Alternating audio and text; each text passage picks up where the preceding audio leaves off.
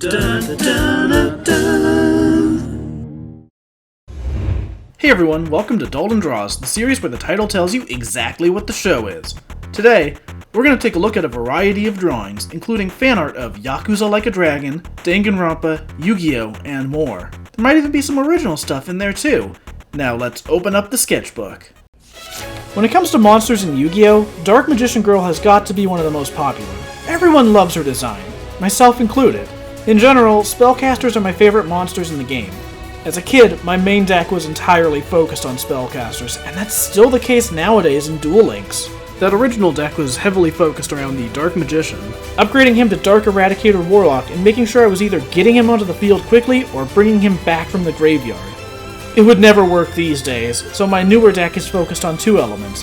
First is the various Magician Girls, which are great for comboing into using Magicalized Fusion to summon Quintet Magician, which can basically win a Duel Links duel all by itself. A while back, I was drawing some sketches of the Magician Girls, but for whatever reason I never finished them.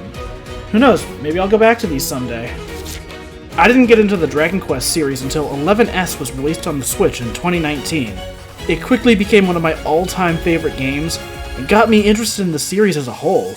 Right now though, options for Switch games in the series are kinda limited. It was either go back to the first 3 games, play a Japan-only MMO, Japan-only ports of the Heroes games, or check out Builders. I had remembered hearing Rubber Ross talk about Builders. I think it was on one of his streams. It got me interested, so when Builders 2 was discounted, I picked up a copy. I never played Minecraft, but I was always interested in it. Builders offers that type of gameplay mixed with the Dragon Quest world and a fun, chibi aesthetic, and I really enjoyed it. The dynamic between the Builder and Malroth is fun, and since he's got a cool design, I thought he'd be fun to draw. For this picture, I was inspired by Toriyama's artwork. I mean, I realize that's not surprising when he's the artist for the series, but I'm more specifically referring to some of his Dragon Ball artwork. It was also the influence for some of my art in the Mario Maker Showcase video. It's a style I really want to explore more in the future. I've talked about Yakuza Like a Dragon in some previous Dalton Draws videos, but it was just so dang good, dude! I don't have a ton of history with the series, despite owning 8 of the games on PlayStation 4. I picked all of those up, but I just didn't have a ton of time to play them, and I want to go through Kiryu's story in order. I got a few chapters into Yakuza 0 on Steam, before my hard drive died, and after that I was hesitant to continue the game on my laptop, in case it happened again. So instead, I picked up the game from scratch on PlayStation 4, but had a hard time pushing myself through all the chapters I'd previously played just to get to something new. Just recently, I finally sat down and pushed forward in the game so I could finally finish Chapter 3 and see new stuff again. And once I finally did, I was hooked. I played through the rest of the game over a week, and now I've started playing the remake of 1. Despite my limited history with Kiryu's saga, I immediately jumped into Like a Dragon when that released and fell in love with it.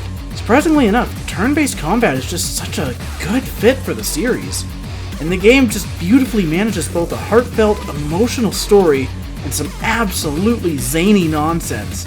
It's such an easy recommendation. In the game, Ichiban frequently references his love of the Dragon Quest games, which is what inspired this picture. I love the idea of him returning to the world at the start of the game and learning about all the entries in the series he missed over the years.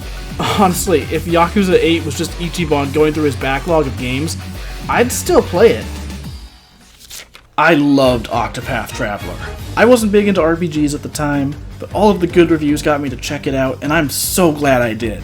I like pretty much all of the characters, the combat is fun, and the music. Holy crap, the music is so good.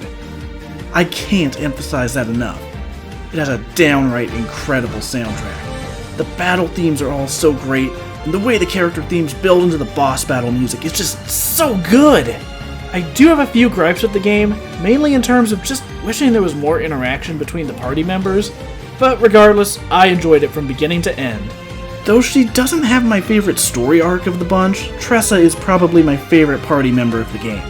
Her ability to pick up gold randomly when entering an area is great, and her battle quotes are fun. Plus, she just has a good design. While it's not my favorite story, I do think her story is nice and wholesome. Her interactions bickering with the thief, while limited, are also fun. and I ended up making her side job thief. So I guess in my playthrough she picked up some bad habits from him.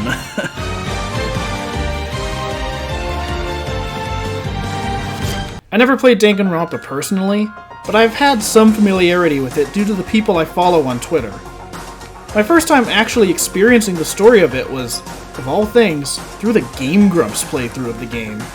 As silly as their playthrough was, I got invested in the game pretty much right away, and eventually when they took one of their breaks from it, I ended up watching all of Lukagen's Let's Play to see the rest of the story. I was super interested in playing it at that point, but it was like halfway through the game and I wasn't sure that my interest would carry through replaying half a game. Of all the characters in the first game's cast, Kyoko ended up being my favorite. She's got a cool design. I really enjoyed the dynamic between Kyoko, who was this cool, closed-off detective-type character, and Makoto, who was a bit of a doofus. She was my favorite, but there were plenty of other standouts in the cast. Hiro was such a confident idiot that it was so fun to watch him, and Mondo's needless aggression was just hilarious.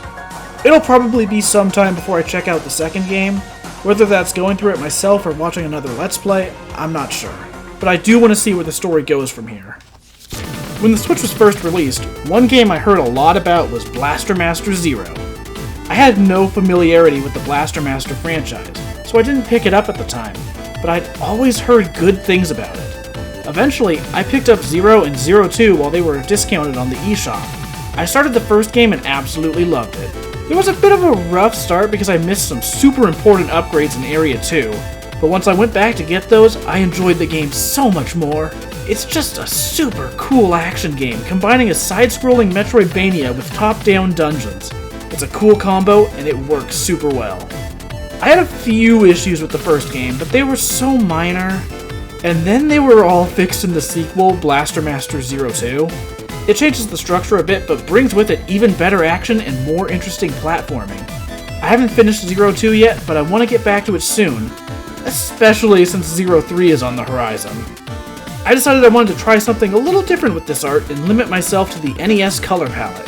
I wasn't sure how it'd turn out at first, but I'm really happy with the end result. While I'm on the subject of these games, my pal Proton John did a Let's Play of Blaster Master Zero. Go check it out! You know, after this video, of course. This pick ended up being a test for recording time-lapse footage within Clip Studio Paint, way back in December.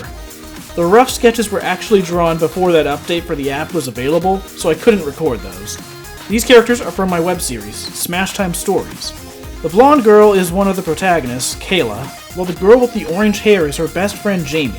I'm planning to make a proper introduction video for the series soon, because I get a lot of comments from people that only follow me on YouTube asking who these characters are. A brief rundown is that it's a comic following a group of friends in a world of heroes and magic. The main characters are Pierre and Kayla. Pierre is a superhero named Legacy, who gets given a supersuit and has to step up to the task. Kayla isn't a traditional hero, but often finds herself fighting villains anyways. If you've been subscribed to my channel for long enough, you might have seen some animated shorts on here featuring those characters. I really want to get back to work on animation soon, but these comics are far more viable for telling these stories on any sort of reasonable schedule. Well, you know, about as reasonable as my schedule allows.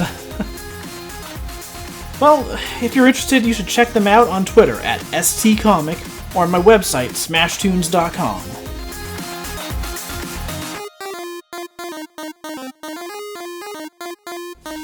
During the fall, I picked up Story of Seasons, Friends of Mineral Town. I grew up with a few of the Harvest Moon games, particularly 64 and Magical Melody, so a remake of one of the early entries in the series sounded like exactly the kind of game I'd love. And yeah, I loved it. It's not the most visually impressive game out there, but it's a remake of one of the most solid entries in the series, and it definitely holds up. I don't know if I'd recommend it at full price, but if you've played the older games and want a trip down memory lane, it's worth checking out, especially if you can find it discounted. In those older games, Elly was always my favorite character. But if you want to hear more about that, you should check out my Dalton Draws episode of Harvest Moon 64. I made a 20-minute long retrospective about the game, talking about why I love the series and my history with both the game and the various characters from Flowerbud Village. There's even dozens of additional sketches to illustrate talking points. It's one of my most in-depth Dalton Draws videos I've ever made, and one of the least viewed. I'm super proud of that episode. so if it sounds even remotely interesting, you should give it a watch. So that pretty much wraps things up, but before we go, here's a few other things I made recently. Pixel art redraws have been a trend lately, so I tried my hand at that with some punch-out pixel art. I've drawn some DC heroes for fun, including Batman, Superman, and of course my favorite superhero, The Flash. I want to draw something new for Skyward Sword HD, since it's a remaster of one of my favorite Zelda games. But in the meantime, here's a cute illustration I made of the game last year. And then here's Groose. Then there's The Tick and Arthur, from a show I really wish hadn't been cancelled. The Tick was so good! And one last one. Shortly before they brought it back, I drew some characters from the Scott Pilgrim game. So, that'll be it for this episode. Tune in next time for more art. I'm trying something a little different with this episode, having a larger variety of art covered. If you enjoyed it, maybe give this video a like or a comment. If you want to support the show like these awesome people here, then head on over to Patreon and become a patron. Thanks for watching. Later.